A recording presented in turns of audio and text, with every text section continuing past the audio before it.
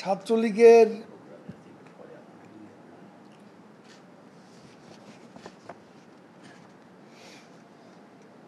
নারী শিক্ষার্থীদের উপর হামলা চালিয়েছে, মেয়েদের হলে ছাত্রীদের উপর আক্রমণ করেছে, তাদের লাঞ্ছিত করেছে, বেধড়ক পিটিয়েছে, এমনকি পুলিশ সদস্য সাংবাদিকদের উপরও হামলা করেছে। বেশ কয়েকটি বিশ্ববিদ্যালয়ের ভিসি ও শিক্ষকদের জিম্মি করে রেখেছে।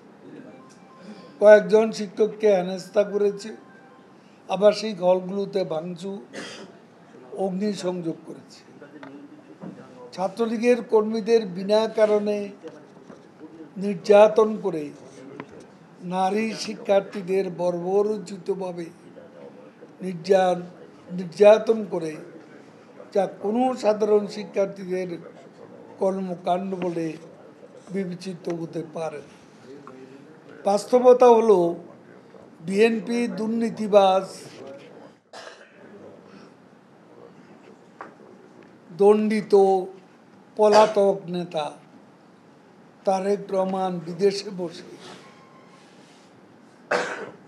ছাত্রদলকে নির্দেশ দিয়েছে সাধারণ শিক্ষার্থীদের সঙ্গে মিশে গিয়ে দেশের পরিস্থিতি ঘোলাটে করতে, শিক্ষার্থীদের বিপদে নিয়ে সারা দেশে মধ্যযুগীয় কায়দা সহিংসতার মাধ্যমে সরকার হটানোর দুরভিসন্ধি বাস্তবায়ন।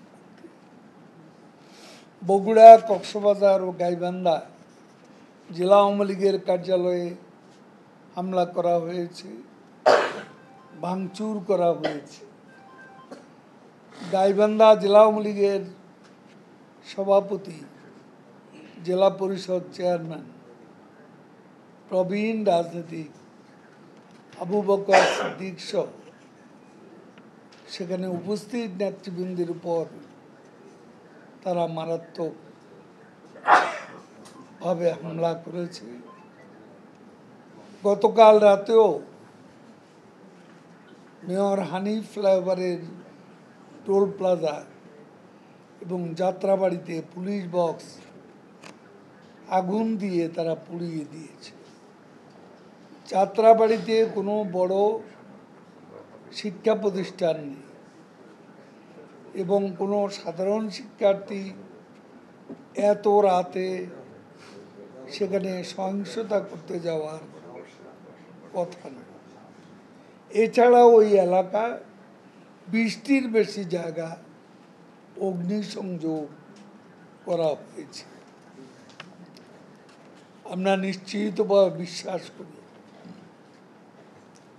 এ ধরনের সন্ত্রাসী কর্মকাণ্ডের সঙ্গে রাজনৈতিকভাবে মদদপুষ্ট প্রশিক্ষিত বিএনপি জামাতের ক্যাডার বাহিনী জড়িত। এর সঙ্গে সাধারণ শিক্ষার্থীদের কোনো সম্পর্ক নেই। এ ধরনের ধ্বংসাত্মক কর্মকাণ্ড কেবল খুনিদের গডফাদার তারেক রহমানের ক্যাডার বাহিনীর দ্বারাই সম্ভব। ইতিমধ্যে যা সাধারণ শিক্ষার্থীরাও উপলব্ধি করতে পেরেছে, অনেকেরই ভুল ভেঙেছে।